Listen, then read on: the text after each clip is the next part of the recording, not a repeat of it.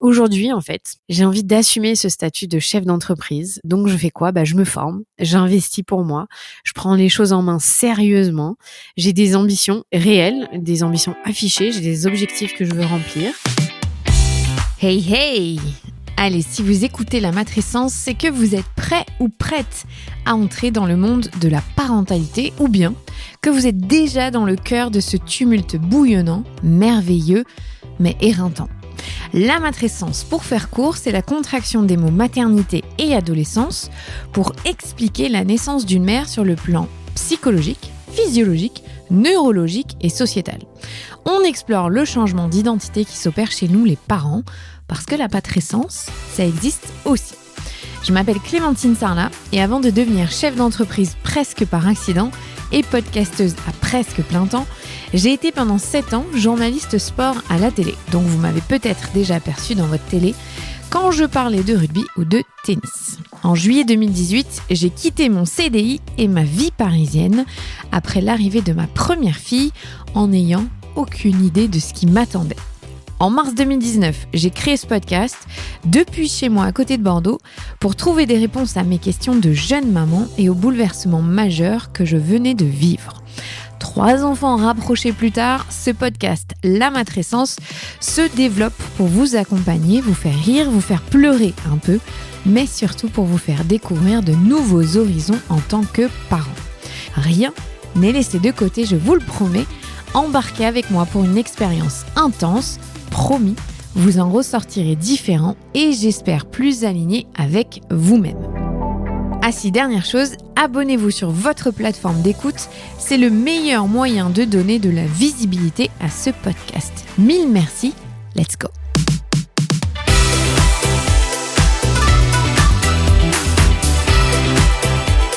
Dans cette deuxième partie consacrée à ma reconversion professionnelle, je vous emmène dans la suite de mes aventures. Écoutez l'épisode 163 si vous ne l'avez pas encore fait. Ça raconte la première partie évidemment. Voilà. Alors dans le récit de cette première partie, je me suis arrêtée début 2020 quand je suis enceinte de ma deuxième fille. Le topo, je vous la fais très court, j'ai quitté mon CDI 1 an et demi auparavant. Je ne sais pas encore de manière très claire le chemin que va prendre mon avenir pro. Je n'arrive pas à faire de projection et ça ne me vient pas à l'esprit en fait. Mon podcast grandit, ça fait 1 an qu'il existe, mais pour le moment, je n'en vis pas. La pandémie vient de débarquer dans notre monde, tout s'est arrêté et je dois trouver une solution pour gagner de l'argent autrement qu'avec mes piges de journaliste. Voilà, grand sens du timing pour moi quand je fais les choses de manière drastique. Donc, en 2020, c'est là où j'en suis. Et c'est là que tu te rends compte qu'il faut avoir quand même les reins solides quand tu te lances sans filet dans l'entrepreneuriat. C'est clairement les montagnes russes. Il n'y a jamais un jour qui se passe de la même manière, jamais une semaine similaire et encore moins une année sur laquelle on peut compter sur les mêmes fondamentaux. Bon, si, c'est faux. À terme, à l'usure, oui, on va trouver un rythme de croisière, mais au début, c'est quand même ce qu'on dit les montagnes russes. Donc si je regarde en arrière, je me dis que j'ai pris de sacrés risques à l'époque, mais c'est drôle parce que c'est pas du tout comme ça que je le vis sur le moment. C'est maintenant 4 ans après que je me dis ah oui, j'ai eu chaud quand même. Je sais que je suis une optimiste de nature et donc je m'accroche. En 2020, j'ai vraiment tendance moi à voir le verre à moitié plein plutôt que l'inverse. Et donc là, en mars 2020, je décroche ma première campagne de podcast grâce à Mathieu Stéphanie qui a créé le podcast Génération Do It Yourself. Donc vraiment, je le remercie parce que c'est lui qui m'a mis en contact avec mon premier sponsor qui s'appelle Koala. Et derrière, ça a été un effet boule de neige sur plein d'aspects. Donc merci beaucoup Mathieu. Il faut comprendre que pendant la pandémie, beaucoup de podcasteurs et podcasteuses, notamment dans l'univers du business, voient leurs audiences chuter, reculer. C'est vraiment compliqué pour eux. Alors que nous, qui parlons aux parents, à l'inverse, nos audiences grimpent de manière significative pendant toute cette période. Je sais que dans un coin de ma tête, j'ai cette notion, cette croyance-là, qu'on a à peu près 5 ans de retard sur les Américains en termes de développement du podcast, donc en termes de développement de l'industrie du podcast. Donc, je me dis, allez, fais-toi confiance, donne-toi 5 ans, ça va se décanter, il va y avoir des opportunités qui vont arriver. C'est peut-être naïf, c'est peut-être très optimiste, c'est peut-être très réducteur cette vision, mais elle m'a accompagnée pendant toutes ces années et je pense qu'elle est plutôt réaliste. Pendant toute ma grossesse et le confinement, je m'éclate à me consacrer au podcast entre les siestes de ma fille aînée qui a 2 ans et demi à l'époque. Et je le dis, je le précise parce que ça a été bien plus facile pour moi qui n'avais qu'un seul enfant qui avait 2 ans et demi à m'occuper. Et en plus, on était 2 parents. Donc franchement, c'était un confinement beaucoup plus smooth que pour plein de parents qui ont galéré, pour qui ça a été un stress immense, surtout plein de femmes. Je sais que si j'avais vécu ce confinement avec mes 3 enfants en bas âge, je pense que ça aurait été la catastrophe. Sincèrement, je le dis, bravo à vous qui avez survécu à cette période parce que ça a dû être très, très complexe. Donc voilà, c'est ça ma situation familiale. Je suis enceinte, certes, mais j'ai un seul enfant et on est 2. Donc la charge pour s'en occuper, elle est bien plus simple à se répartir. Et donc, je continuais de travailler pendant les siestes de 4 heures que fait ma fille et qui m'offre l'opportunité d'être très efficace. Donc me voilà plongée dans le milieu du podcast et des campagnes publicitaires qui commencent à me permettre à mon podcast de me rapporter de l'argent.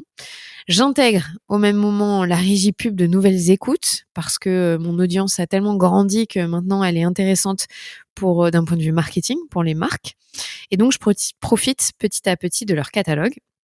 D'ailleurs, je voudrais en parallèle en profiter là pour le coup pour dire un grand merci à la marque Tajine Banane qui a été la première grosse entreprise à me faire confiance. Ils ont été d'un très grand soutien, que ce soit Marvin ou Alison Cavaillé, pour les mois qui ont suivi en 2020 parce que ils ont été sponsors d'un épisode chaque mois et ça a beaucoup aidé à me stabiliser financièrement et à me dire que c'était possible et que mon travail avait du sens et pouvait être rémunéré.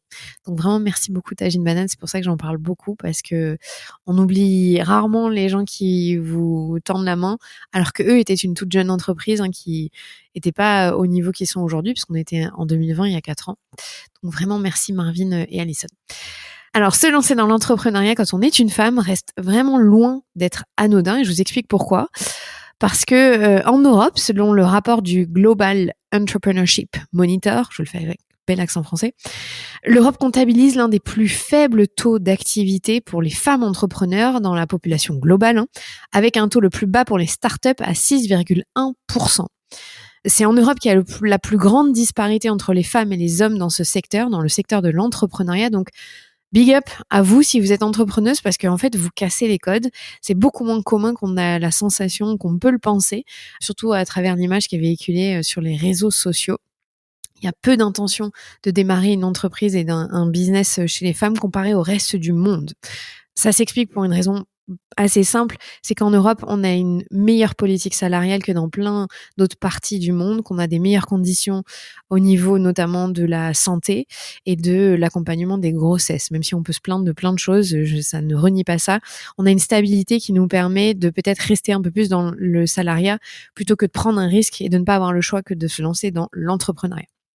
À noter aussi, dans l'Europe, le taux de sortie des femmes de l'entrepreneuriat est le plus faible au monde, ce qui montre qu'il y a une stabilité importante. Il y a que seulement 1,9% des femmes qui sortent de l'entrepreneuriat une fois qu'elles se lancent. Donc, dans les chiffres que je vous donne, c'est l'Europe. Ce serait vraiment intéressant d'avoir un focus plus important sur la France, mais ça nous donne un peu la tendance. En France, je vous donne aussi la carte des entrepreneurs. En 2022, les derniers chiffres, c'est 32% des entrepreneurs sont des femmes. Donc, une personne sur 3 qui entreprend est une femme, selon le baromètre d'Infogreffe. Nous sommes donc une minorité à nous lancer dans cette aventure qui peut s'avérer périlleuse ou au contraire nous donner l'opportunité de vivre une vie incroyablement riche selon nos propres termes. Le chiffre qui en dit long encore sur les inégalités à rattraper, ça concerne les entreprises du CAC 40. Seuls 2,5% des femmes sont à la tête de sociétés du CAC 40. Là, vraiment, on est très loin d'une parité, on est même très loin d'un tiers. 2,5 sur les très grosses entreprises françaises, ça fait mal. Il y a aussi un chiffre qui est intéressant, 46% des femmes considèrent qu'entreprendre leur permettra de mieux gérer leur vie professionnelle et leur vie de famille, ce qui montre qu'il y a un vrai besoin pour les entreprises qui ont des salariés EES, femmes donc, de bien mieux adapter leur politique vis-à-vis des parents. D'ailleurs, selon une enquête sur la parentalité au travail réalisée par le Conseil supérieur de l'égalité professionnelle en 2018, 84% des femmes estiment que la maternité a un impact négatif sur leur carrière. Ce chiffre, il fait mal parce que ça veut bien dire ce que ça veut dire. Avoir un enfant ne nous propulse pas dans nos carrières, au contraire nous ralentit, et c'est pas du tout la même chose du côté des hommes. Voilà aussi pourquoi beaucoup choisissent l'entrepreneuriat pour pouvoir vivre selon leurs propres termes. Alors si on revient à moi, à mon expérience, je vous ai donné ces chiffres pour vous montrer un peu la réalité du monde de l'entrepreneuriat chez les femmes. Ça reste encore une minorité, ça reste encore quelque chose de plus difficile à mettre en place que chez les hommes, mais il y a de plus en plus de femmes qui se lancent quand même dans cette aventure. Donc moi, je saisis à ce moment-là l'opportunité que me donne le podcast pour me lancer à fond dans cette vie de solopreneuse, parce qu'à ce moment-là, je suis solopreneuse dans une micro-entreprise. Avec une seule enfant à gérer au quotidien, comme je vous l'ai dit, j'arrive à m'organiser pour travailler de manière assez efficace et pour pouvoir anticiper l'arrivée de ma deuxième fille, c'est-à-dire enregistrer assez d'épisodes en avance et pour pouvoir être confortable au moment où je vais devoir m'arrêter de travailler. Donc plus ou moins au dernier moment, je me suis arrêtée 3 semaines avant d'accueillir ma deuxième fille. Ma fatigue, elle est largement gérable pour pouvoir continuer de travailler même avec une deuxième grossesse. Et puis surtout, moi, je trouve que cette nouvelle liberté que m'offre l'entrepreneuriat me fait beaucoup de bien. En 2020, contre toute attente, à la fin de l'année 2020, et avec un travail acharné, il faut le dire, j'arrive à atteindre le plafond de chiffre d'affaires de la micro-entreprise, qui est de environ 77 000 €, à quelques centaines d'euros près. En même temps, j'ai accueilli ma fille, donc c'est un immense soulagement parce que je peux de cette manière prendre un congé maternité, je mets des gros guillemets parce que c'est faux, c'est pas un congé maternité, mais ça me permet de ne pas être stressée, de ne pas avoir à absolument travailler pendant toute la période du postpartum immédiat, parce que j'ai déjà fait mon chiffre d'affaires et que je peux tranquillement laisser l'année s'écouler. Je n'ai plus rien à produire comme travail pour être rémunérée, c'est fait, c'est plié. Et je sais que c'est une chance que tout le monde ne peut pas avoir ce type d'opportunité. C'est venu au moment où j'ai accouché en fin d'année, donc ça aide aussi, mais ça, ce timing, je l'avais pas cherché de cette manière-là. Donc voilà un peu pour le topo. Je voudrais quand même le noter et le rappeler. Oui, il existe une allocation forfaitaire de repos maternel, c'est comme ça que ça s'appelle, pour les micro-entreprises lorsqu'on accueille un enfant. Mais franchement, c'est bien loin de combler un quelconque arrêt de plusieurs mois de travail. Donc, je vous donne quelques chiffres clés. Si votre chiffre d'affaires est supérieur à 4 500 € sur l'année, vous avez le droit, roulement de tambour, à 366 € de dédommagement. Ensuite, vous avez le droit à 70 jours maximum dédommagés à hauteur de 6,06 € par jour, ce qui fait 70 fois 6,06, 424 €. Oui, vous avez bien entendu. Donc au total, vous pouvez bénéficier de 790 € versés pour votre arrêt complet pendant 10 semaines.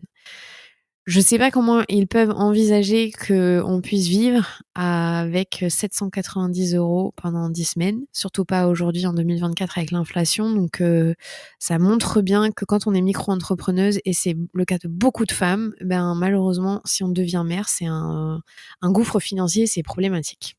Donc moi perso à l'époque, je savais même pas que ça existait, donc je l'ai pas demandé.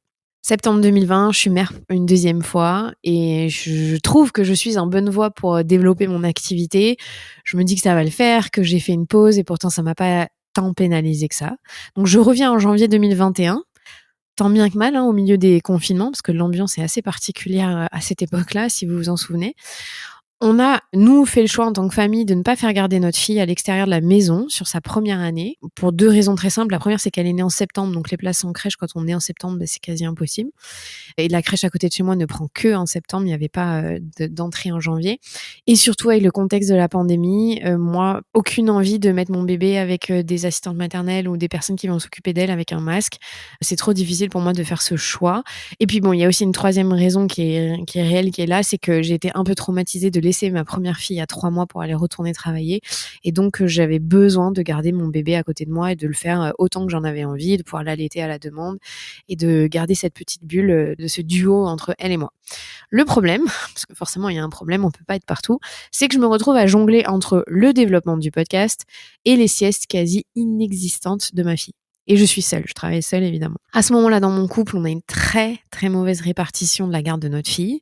Je suis à 100% avec elle et à 100% avec mon taf, donc autant vous dire je suis à 0% nulle part. En gros, c'est ça, bon, je suis à 100% nulle part. Une erreur de ma part aujourd'hui que avec du recul, j'arrive à comprendre. J'avais fait un épisode sur le burn-out patriarcal et je maintiens ce terme et je maintiens ce mot. J'avais simplement oublié 50% du problème, c'est-à-dire que dans ma vision des choses, le problème venait de la construction des hommes qui ne nous laissent pas la possibilité d'avoir une égalité, mais j'avais pas du tout pris en compte le fait que moi, personnellement, je m'étais éteinte et je m'étais sacrifiée, que j'avais laissé faire et que je ne m'étais pas imposée, j'avais pas mis mes limites. Donc pour moi, le burn-out patriarcal, il touche et les femmes et les hommes évidemment, mais je veux dire, on est responsable autant en fait l'un et l'autre et on subit, que ce soit les hommes ou les femmes, ce patriarcat parce que on a été élevés, nous les femmes, pour pas nous imposer, pour nous sacrifier, et surtout dans la maternité. Et j'en ai fait l'amère expérience, et aujourd'hui, je le referais pas de cette manière-là si je devais le refaire. Ça fait partie de ma vie et c'est pas grave. Mais en fait, je me suis sacrifiée. Ça a vraiment été une erreur de pas savoir demander un équilibre plus intéressant pour moi. Je n'avais pas su mettre de limites. Et donc, ça m'a menée vers un burn-out, vers avril-mai 2021. Il m'a fallu plusieurs mois pour me rendre compte que c'était plus possible, en fait, de travailler de cette manière-là. Parce que c'est aussi ça, la réalité de l'entrepreneuriat chez beaucoup de nouvelles mères qui veulent pouvoir avoir tout en même temps, c'est-à-dire développer leur activité pro et profiter de leur tout bébé, leur nouveau-né, de pas les mettre à garder aussi rapidement que la société nous le demande. Et ben, on en paye le prix fort. Et c'est pour ça que je maintiens ce mot du burn-out patriarcal, parce que c'est cette société patriarcale qui nous impose de devoir être sur tous les fronts, de ne pas savoir aussi mettre nos limites et de devoir faire un choix entre notre taf, nos enfants. Et c'est difficile. C'est vraiment difficile à l'intérieur des couples, c'est difficile. Je fais pas mon mea culpa, mais j'entends que même vis-à-vis de mon mari, j'ai pas pris mes responsabilités finalement par rapport à ce qui s'est passé. J'avais qu'à aussi dire, bah non, je suis pas d'accord et on trouve un autre moyen. Et j'ai pas su le faire. Par rapport à ça, aux mumpreneurs et le burn-out qui les guette, il y a un excellent article du Monde qui date de 2021, je vous ai mis les liens dans l'épisode, sur le sujet donc des mumpreneurs qui quittent leur emploi une fois devenus mères et qui finalement sont largement perdantes financièrement. Parce qu'il faut le noter, la micro-entreprise peut dans certains cas devenir une bombe sociale et pénaliser les femmes sur le très long terme. Pourquoi ? Parce qu'on cotise moins, parce qu'au niveau des retraites, ça va être 0, et parce qu'on est plafonné avec la micro-entreprise. On est plafonné à un certain chiffre d'affaires, donc on ne peut jamais vraiment évoluer. Et à long terme, ça a des conséquences. Ça a des conséquences de quitter le salariat et de plus cotiser de la même manière. C'est pour cette raison donc qu'en 2021, je décide de me lancer, de changer de statut en créant mon entreprise, parce que j'arrive à générer du chiffre d'affaires. Je sais que je vais pouvoir dépasser ce plafond de la micro-entreprise et je me dis, allez, pourquoi pas, j'ai des capacités, j'ai confiance en moi, ça va le faire. Je pars donc avec l'idée de devoir vraiment développer mon activité, parce que là, en revanche, en passant de la micro-entreprise à l'entreprise, mon chiffre d'affaires va devoir faire un bond conséquent, un bon BOND, parce que on est beaucoup plus taxé quand on passe en société. Début mai 2021, me voici officiellement chef d'entreprise. Ma fille va être gardée à la crèche en septembre à temps plein. Je sais donc que mon aventure professionnelle se dessine et que je vais avoir du temps qui va se dégager, qui va se libérer, que je vais m'en sortir. J'ai vraiment confiance en l'avenir et je me dis que ça y est, septembre 2021, c'est ma rentrée, c'est l'impulsion que je peux y mettre. Moi aussi, j'ai été naïve encore une fois là. Bon, bah ça, c'était sans compter la petite surprise cadeau du chef, cherry on the cake, qui s'appelle June, ma 3e fille, qui est venue se nicher au creux de mon ventre fin 2021. Sens du timing parfait, hein. Et donc, je le dis en toute transparence, hein, j'ai longtemps hésité à garder ce bébé, à garder ma fille, parce que ma réalité professionnelle, elle n'était pas adaptée à l'arrivée d'un nouvel enfant. Et à ce moment-là, j'ai tout à fait conscience qu'élever encore un enfant, j'en ai 2 à ce moment-là, alors que ma 2e n'a que 8 mois, bah, j'ai conscience que je me mets d'immenses bâtons dans les roues. Et c'est pas facile à prendre comme décision. C'est difficile et je sais qu'il y a beaucoup de femmes qui ont été confrontées. Je sais qu'il y a des femmes qui décident d'avorter, qui privilégient leur carrière et elles ont tout à fait le droit de le faire. Il n'y a aucun jugement là-dedans. Il y en a d'autres comme moi qui ont hésité. Il y en a d'autres qui, du coup, ont mis leur carrière en grande pause, parce que j'en ai déjà parlé plusieurs fois dans d'autres épisodes. Une fois qu'on a 3 enfants, les stats, elles sont dures. avec 3 enfants, il y a 70% des femmes qui sont soit à temps partiel, soit qui ne travaillent plus dans les 3 premières années de leur dernier enfant. Parce que la charge, elle est immense, en fait. Donc, j'en ai conscience, je le sais, tout ça. Et c'est dur, c'est dur. Mais évidemment, je garde mon bébé. Elle a eu 2 ans il y a quelques jours. Donc, on peut s'en sortir avec 3 enfants. Bon bref, il me faut quelques semaines pour m'habituer à l'idée que je vais devoir lancer cette grossesse et en parallèle diminuer mon activité en tant que chef d'entreprise, alors que c'est un moment crucial où je devrais normalement l'augmenter. Cette fois, je décide aussi de prendre un congé maternité, tant pis pour le chiffre d'affaires. J'ai pas du tout envie de sacrifier ma santé mentale ni physique.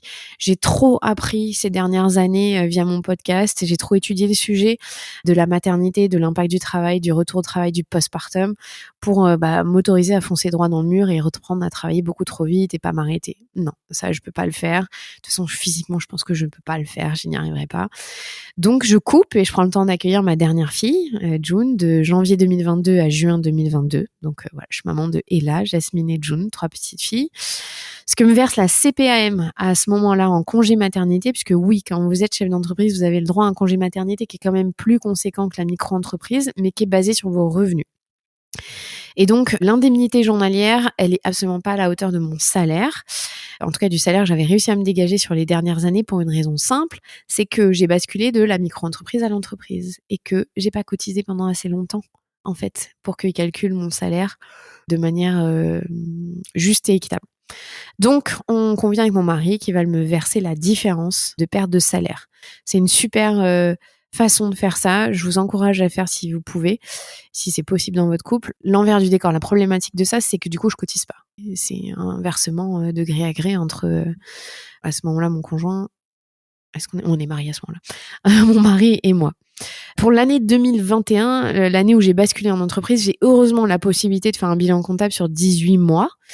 Ce qui veut dire que la pression que j'ai financière de devoir faire du chiffre d'affaires, je peux l'étaler sur 18 mois. C'est aussi pour ça que je me dis, allez, je me lance. Le timing, c'est pas trop mauvais. Je m'en sors pas si mal. Donc, en septembre 2022, je reprends vraiment le travail. Mes 3 filles sont gardées, mais pas à temps plein. Ma dernière, elle a 6 mois. Elle est gardée que 3 jours par semaine. Et là, en fait, le problème, c'est qu'il y a une tornade qui s'abat sur moi avec la séparation que l'on vit avec mon mari qui décide de partir de notre domicile familial. Et donc, je vis les mois les plus difficiles de ma vie. Je dois gérer mes 3 enfants seuls à 85-90% du temps avec des enfants qui dorment pas la nuit. Je suis remplie de tristesse, évidemment, parce que c'est pas du tout la situation que j'ai choisie et j'essaie tant bien que mal de travailler. J'arrive à tenir pendant les 3 mois. Je tire sur la corde et puis en janvier 2023, je dois bien me rendre à l'évidence que j'y arrive plus, en fait. C'est juste physiquement plus possible, psychologiquement plus possible. J'ai un métier de créativité, donc il faut que j'ai l'espace dans ma tête pour pouvoir le faire et il faut que je sois bien dans mes baskets au final. Enfin, en tout cas, un minimum. Donc, je suis diagnostiquée en dépression sévère à ce moment-là et je prends la décision de tout couper pendant plusieurs mois, encore une fois. J'ai vraiment cette sensation que je vais jamais y arriver, en fait, qu'à chaque année qui passe, j'ai soit un bébé, soit une grossesse, soit un postpartum. Et là, voilà, une dépression qui s'abat sur moi.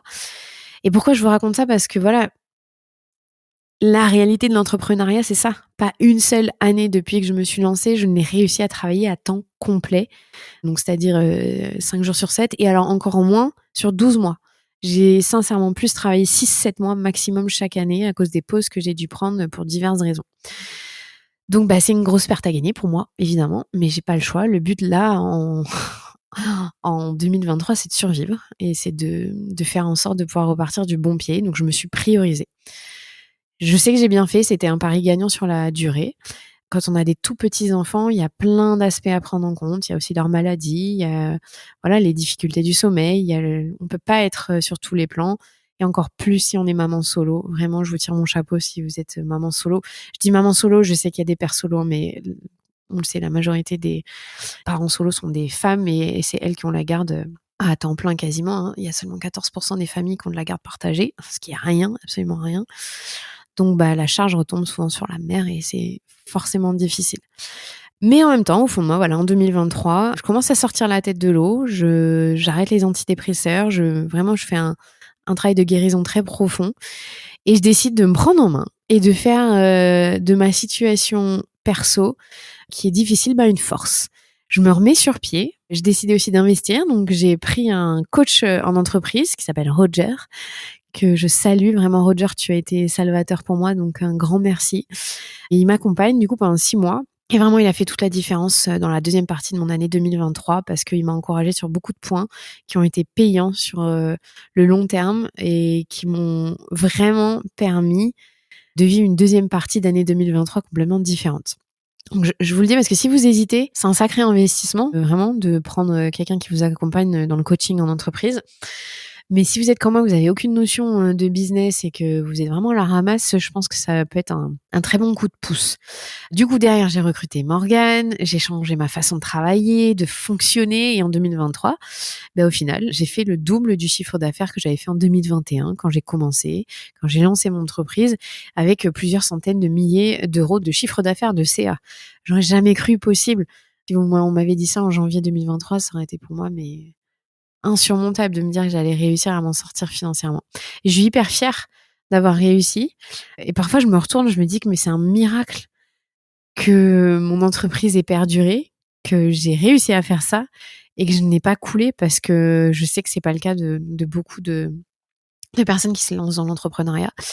Et aujourd'hui, on est en février 2024 et pour moi, c'est vraiment l'année de la stabilité. Je l'ai dit, c'est le mot qui va définir mon année, qui déjà le définit. J'ai envie de travailler pleinement, donc ça veut pas dire à temps plein parce que j'ai choisi de la semaine de 4 jours. Je ne travaille pas le vendredi pour pouvoir me dégager du temps pour moi et pour pas me sentir pressurisée et de vraiment de choisir d'avoir cette liberté d'entrepreneur et de profiter de ma vie. J'ai envie donc de travailler pleinement, ça veut dire de manière en pleine conscience surtout, en fait. J'ai envie d'embaucher, ça va être le cas là dans les prochaines semaines. Vraiment de faire grandir la matrescence sur plein d'aspects parce que j'ai toujours eu la sensation que je l'avais exploité à 20% et que je vous aide pas assez en fait. Au final, que j'ai plein d'idées en tête, d'outils que je veux développer, de choses que je veux faire pour les parents et que ça c'est resté au minimum et 2024, vous allez voir, il va y avoir d'autres choses qui vont arriver. J'ai hyper hâte parce que c'est chouette de voir ce qu'on crée dans sa tête prendre forme et en avoir des retours et aider des familles parce que je sais que ça aide des familles la matrescence. Donc vous l'aurez compris, jusque-là, j'avais pas du tout été en mesure de faire tout ça. Il m'a fallu 5 années pour vraiment avoir la sensation de commencer une aventure entrepreneuriale de manière stable, donc de 2018 à 2023. J'en ai vécu des choses pendant ces années-là. Ça arrive pas en un claquement de doigts, le fait d'être stable et d'être rentable et de pouvoir vivre de son entreprise. Je sais, c'est un sacré parcours du combattant. Je regrette pas du tout ces périodes-là, c'était intense, c'était plein de chaos, mais ça m'a beaucoup appris sur moi et puis sur ce que j'étais capable de faire. Mais aujourd'hui, en fait, pour terminer, j'ai envie d'assumer ce statut de chef d'entreprise. Donc, je fais quoi ? Je me forme, j'investis pour moi, je prends les choses en main sérieusement. J'ai des ambitions réelles, des ambitions affichées, j'ai des objectifs que je veux remplir en termes de chiffres, en termes de projets à mener. Donc, 2 ans et demi après la création de ma SARL, c'est le statut sous lequel je suis aujourd'hui, peut-être que ça changera, je sais pas. J'ai envie d'assumer et pouvoir emmener vraiment loin ce projet qui est né par hasard, il faut le dire. Mais je trouve ça trop chouette comme histoire de pouvoir continuer cette aventure et de la mener le plus loin possible. Pour conclure, je vous recommanderais pas vraiment de partir à l'aveugle comme je l'ai fait. Je crois que c'était pas très prudent, on va être très honnête, je m'en suis sortie et tant mieux. J'ai pas envie de dire que c'était un coup de chance parce que ce serait faire insulte à mon travail, à mon investissement et à mon intégrité. Je connais mes qualités quand même. Voilà, je sais que beaucoup de femmes ne s'en sortent pas aussi bien, donc peut-être que j'ai eu un coup de pouce de l'univers, un petit coup de chance, je sais pas. En tout cas, avoir été maman solo pendant plusieurs mois, c'est plus le cas aujourd'hui. Il faut que je le répète, qu'il y a plein de gens qui me disent mais attends, oui, on a réussi à retrouver un chemin incroyable de guérison et de se remettre ensemble et notre famille est trop belle et tout va bien, je vais bien. Mais j'ai eu cette expérience de maman solo et ça m'a vraiment, en tout cas moi, donné une niaque, mais d'enfer, de montrer l'exemple à mes filles et de défier toutes les statistiques parce que quand on s'intéresse un tout petit peu aux chiffres, quand on devient mère solo célibataire, il y a une perte de 30% du niveau de vie pour la femme. C'est pas le même chiffre chez les hommes. Il y a un vrai impact à la retraite. Donc, il faut pas être défaitiste, faut pas être fataliste. On peut se sortir des situations, mais quand même, les chiffres parlent. Il faut y faire attention et il faut en avoir conscience. Donc, moi, ça m'a vraiment fait basculer dans un mode, OK, maintenant, On rigole plus. Je suis plus juste je vivote et je fais survivre mon entreprise. Maintenant, j'ai un plan et je vais l'exécuter. Et j'adore, je trouve ça génial. J'apprends plein de choses. J'ai beaucoup d'ambition j'adore apprendre en fait. Donc là, maintenant, je m'ouvre sur le monde de l'entrepreneuriat. C'est pour ça que je fais cet épisode d'ailleurs. Un dernier mot quand même. Croyez en vous. Si vous voulez changer de projet pro, mais entourez-vous comme il faut. Ne reculez pas devant l'adversité. Parfois, on a plus de fausses croyances que de réels obstacles devant nous. Donc, lancez-vous. Peut-être que l'aventure sera magnifique. Peut-être qu'il en ressortira des choses géniales sur les 5 prochaines années. Voilà.